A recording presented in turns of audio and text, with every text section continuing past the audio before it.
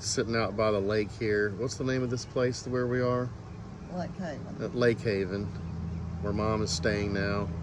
And I thought it would be a good idea to interview Mom, ask her some questions about her life. She's 83 years young now, and she's been around the world. She's seen it all. She's written how many books? 9. She's written 9 books. She's been to Israel 9 times. Well, 9's a very big number. Important number. Fruit of the Spirit. The fruits of the Spirit is 9. That's right. Hopefully. So I was just going to ask you about growing up in Luverne, Alabama. You've been here. You moved back here in 99 or 2000? June the 30th, the year 2000. So you've been back here for 23 years, and you grew up here. So you lived here for how many years before college? 18 years? Something like that? I left to go to Huntingdon College in 1957. I graduated that May, and then entered college. So you were in 18. September. So you were 18 years old when you left Luverne, and then you came back to your... Right at it, yeah. Came back to, well, Petrey, really. You lived in Petrey when you came back. But, so you've been resident of Crenshaw County for over 40 years of your life. So half your life you've spent... I've lived here the second time longer than I did the first time. Exactly, yeah. Mm-hmm. So you grew up here, and then you came back here with Dad, and you've been just enjoying the peace and the quiet of rural Alabama. That's right, literally. Yeah. So let's talk about some of your memories. What are some of your memories of growing up? What was it like in the 40s and the 50s growing up? Oh, I can remember walking to town from our house on the sidewalk, and people that that your parents knew they would drive up beside you and say, "You want to ride?" And I would say, "No, I like to walk." And it was a safe place. See, I would get in the car with them because they were my parents' friends. Yeah, everybody knew each other. Everybody knew each other. And you only lived a few blocks from downtown in the house that... It's a short distance. Nan and Daddy Birdie's house. And I loved going over on the overhead bridge, we called it. And now I cannot find a picture of it anywhere. But we used to look down at the train, as it came in that, what do you call it, a depot? Right. I mean, it was a turning around place or whatever. Right. And then I would go downtown all the way through the heart of town and go to my daddy's warehouse. It was called Planters Trading Company. And Daddy was really easygoing man, and he let us play all over those cotton bales. He was a cotton buyer, a broker, I guess you would say. And he also bought pecans, which we had pecan trees in our yard, and my brother David and I would pick up pecans. And you got pecan trees in your yard in Petrey, too. I've got 11 pecan trees in my yard in Petrey, so it's not fun now picking up pecans. Well, it was always nice to have fresh pecans when we were kids, though. But we would sell them to Daddy, so it was income for us. Right. David and I put them And in David's brown your older paper brother. sacks. David is 20 months older than I am, and Ben is 7 and a half. Well, no, his birthday's in November, and so I don't know exactly how far about apart 7. we He's are. about 7 years younger. 7. Yeah. Yeah. So it was just the 3 of you, and you all were probably pretty popular in school because your mother was a teacher. That's right. Yeah, at Luverne High School. What was that like? What was it like being a student at Luverne High School when, you had your mom there? Oh, I loved it. I tell you what, my mother was really a big influence in my life. And I remember one day she was at the stove cooking, and I came in and I said, "Mother, I don't have any friends." And mother says, well, to have friends, you have to be friendly. I would think I was in the 7th grade. That's when our school, the lowest grade was the 7th grade. And so I started speaking to everybody that I met in the hall of the school, and just was the friendliest person you've ever seen. And Mother was right. I began to have a lot of friends and was voted friendliest. Right. On the who's who. And when did you start cheerleading? Was that later? I was cheerleading in junior high school and in senior high school. In my senior year, I was the head cheerleader. And I loved it. I just loved the football season. And, of course, my boyfriend, Curtis Petrey, was out there playing football, and the best time of the game was when you could run out on the field at the end and get a good hug from your sweaty boyfriend. Number 23, and he was very good. Michael Jordan's number, that's right, 23.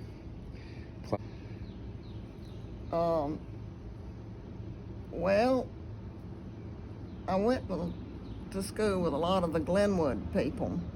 Their school ended in the 10th grade, so they came to Luverne. And I was good friends with a lot of those. And some of those have died, too.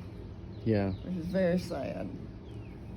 But you still run into people that remember your mother? Yes. And remember Mama Susie? Mother taught everybody in Crenshaw County. Because after she retired from Luverne High School, she taught in the elementary school, which was right next door to the high school. And she's taught in Dozier. And she was people don't know this, but she was the first prime minister, I started to say. She was the principal, head mistress, that's what they called her, at Crenshaw Christian Academy. My mother was. She had to lead them in exercises and about ruined her back. Oh. But she just started them out that first year. And your mother was very influential in you playing the piano. Oh my goodness, I reckon so. Our family was very musical. I had an Aunt Lila, that taught piano over at Luverne High School later on. And I loved to hear her play. She could boogie-woogie and do all those kind of songs, popular songs. Right. And my mother made sure I had lessons from Miss Ethel Tankersley. Ethel Tankersley. I've heard that name a lot. She had fiery red hair and a temper to go with it. And she would wrap you across your fingers, your knuckles, if you kept on getting wrong notes, playing wrong notes. Were you scared of her? I wasn't scared of her, really. In fact, she liked me, I think, because she didn't do me that way, but she did my brother David. And a lot of people's parents, they didn't like that. But I knew that you had to go through hard training, like you have to go through boot camp, and you have to go through all that practice when you're a football player and stuff like that. So I expected it not to be easy. But Nothing good comes easy. I did real well with Miss Ethel. She gave me some pieces to play that were impossible to play, but I kept on working on them so hard and so long that I could finally play them. And in recent years, I have made recordings, and one of those recordings is Fantasy Impromptu by Frederick Chopin, which is very difficult to play, and absolutely I don't know how I ever learned it. But I did figure one thing out. If you played the piano fast, you could get through it.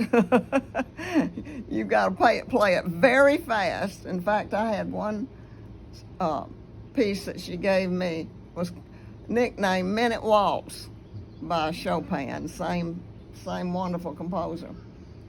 And I could play it in about a minute too. Mm-hmm. And I had one bad experience in college. I kept going with the piano because the teachers themselves, I was trying to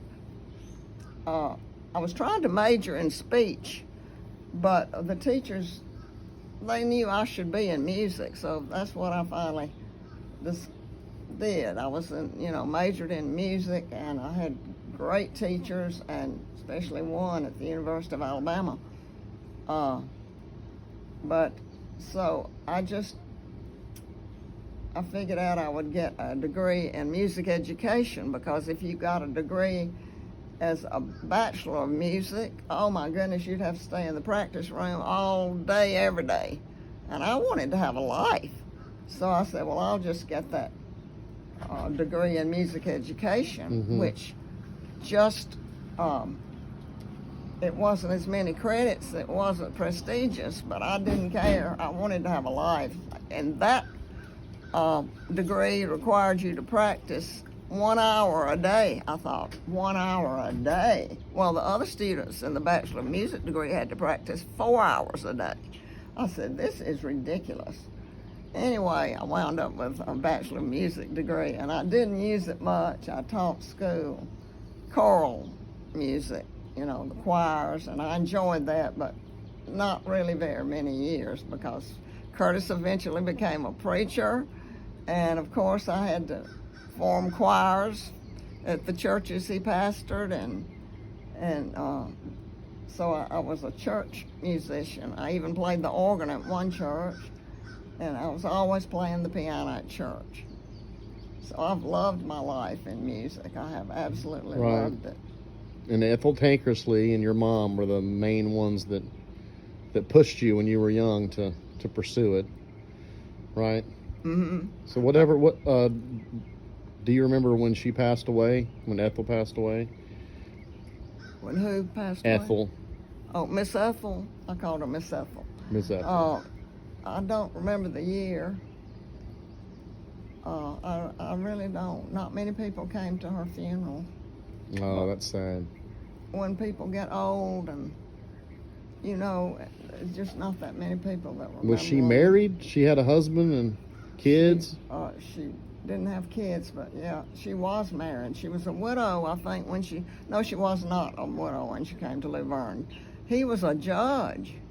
He had some kind of office in the government of the county, and he was respected, you know, but she was a widow, and she was faithful to her. But Well, what I was good. going to tell you a while ago about playing the piano, in college, I was invited to be on the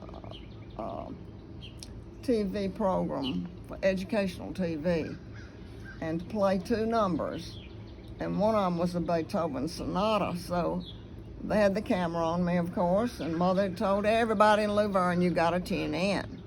So I played Beethoven sonata. I was just going great with it, and all of a sudden I got to the part that's what I would say is a bridge, where it's just like you can either go back over that bridge or you can go forward. I couldn't remember the way to go forward.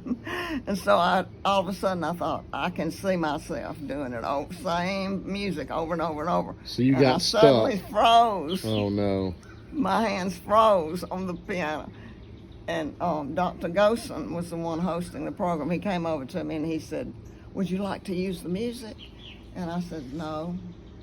I said, I've got another number to go, and I want to play it like I'm supposed to without the music. So I got through that one just fine. Well, when I went back to our apartment, Curtis and I were married in the married housing, and I said, Curtis, did you notice what happened? And he said, yes, I noticed. And I thought, oh, well, he hears me practice every day, so he knows what that's supposed to be like. Well, and then I went home, and Mother said, the phone has been ringing off the hook. Everybody just thinks it's wonderful. And my Uncle Crook was sitting there, and he says, you know what, I can't get over one thing about that first number. Just seemed like I was left hanging. So I'm sure everybody knew that I messed up big time. So, you know, you can't let things like that stop you. And that's why your life in TV and movies, it ended and you never tried again to be famous, Mom. Who knows, you could have been a superstar.